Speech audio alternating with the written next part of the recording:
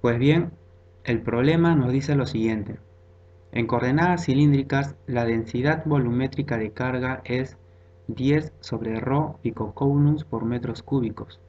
Si el potencial eléctrico es 0 en el radio ρ igual a 1 metro y es de 100 voltios en el radio ρ igual a 4 metros, los cuales se deben a la distribución de cargas, hay lo siguiente.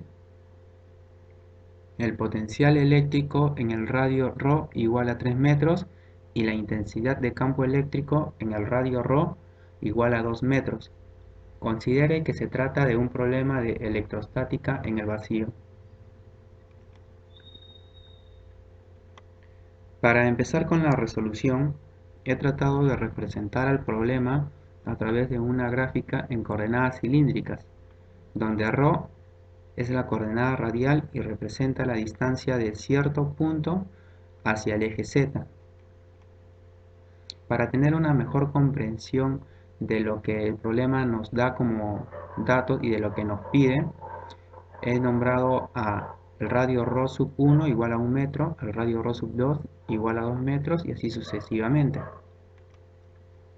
Podemos observar también la densidad volumétrica de carga, que es 10 sobre ρ picocoulomb por metros cúbicos.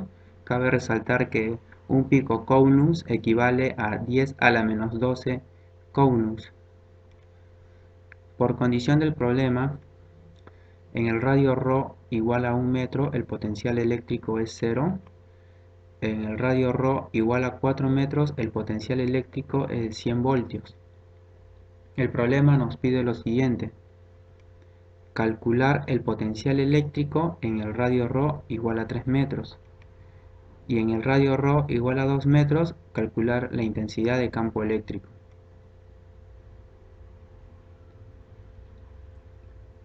Primero haremos el cálculo del potencial eléctrico en el radio ρ igual a 3 metros. Por ecuación de Poisson en el vacío, se cumple que el laplaciano del potencial eléctrico es igual a menos la densidad volumétrica sobre la permitibilidad del vacío. Por condición del problema, la densidad volumétrica de carga es igual a 10 a la menos 11 sobre ρ coulombs por metros cúbicos. Luego la ecuación nos queda de la siguiente manera. Laplaciano del potencial eléctrico es igual a menos 10 a la menos 11 sobre ρ por la permitibilidad del vacío. En coordenadas cilíndricas, cuando el potencial eléctrico solo depende de ρ, el laplaciano queda de la siguiente manera. Laplaciano del potencial eléctrico es igual a 1 sobre ρ por la derivada parcial respecto a ρ de ρ por la derivada parcial del potencial eléctrico respecto a ρ. Por lo tanto, la ecuación número 2 equivale a la expresión siguiente, que no es nada más que una ecuación diferencial.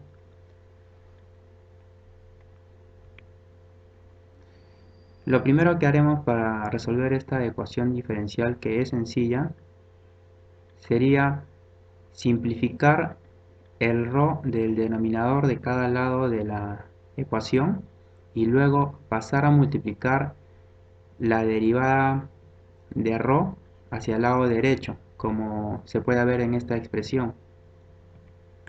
Integrando ambos lados se obtiene la siguiente expresión, como se puede observar, y se observa también la constante a, ¿no?, que es producto de la integral. Igual que en el caso anterior, pasamos a despejar el ρ, o pasamos a dividir el ρ en el lado derecho, luego pasamos a multiplicar la derivada de ρ también al lado derecho, con lo que nos queda esta expresión. Luego, integrando nuevamente ambos lados, se obtiene la siguiente expresión para el potencial eléctrico. donde dice que el potencial eléctrico es igual a menos 10 a la menos 11 sobre la permitibilidad del vacío por ρ más a logaritmo neperiano de ρ más b, donde a y b, como hemos visto, son las constantes producto de las integrales que hemos realizado. Como hemos hecho dos integrales, hemos encontrado dos constantes, a y b. Hallando las constantes a y b, aplicando las condiciones de frontera siguientes. Primera condición de frontera. Si el radio ρ es igual a 1 metro, entonces el potencial eléctrico es igual a 0 voltios. Evaluando la ecuación número 3 para el radio ρ igual a 1 metro, tenemos la siguiente ecuación, que despejando nos queda el valor de B igual a 10 a la menos 11 sobre la permitibilidad del vacío. Ahora, haciendo uso de la segunda condición de frontera, si el radio ρ es igual a 4 metros, entonces el potencial eléctrico en ese punto es 100 voltios. Evaluando la ecuación número 3 para el radio ρ igual a 4 metros, tenemos la siguiente ecuación, donde podemos despejar el lado de A y obtener su valor numérico. Como podemos observar, ya tenemos el valor de A y B. Reemplazando los valores de A y B en la ecuación número 3, obtenemos la siguiente expresión que nos da para el potencial eléctrico. Como podemos observar, dicha expresión depende únicamente de la variable ρ, como antes ya habíamos dicho, ya que la permitibilidad del vacío es una constante, ¿no? Evaluamos el potencial eléctrico para el radio ρ igual a 3 metros y teniendo en cuenta también el valor de la permitibilidad del vacío, obtenemos que el potencial eléctrico en el radio ρ igual a 3 metros es igual a 79,67 voltios.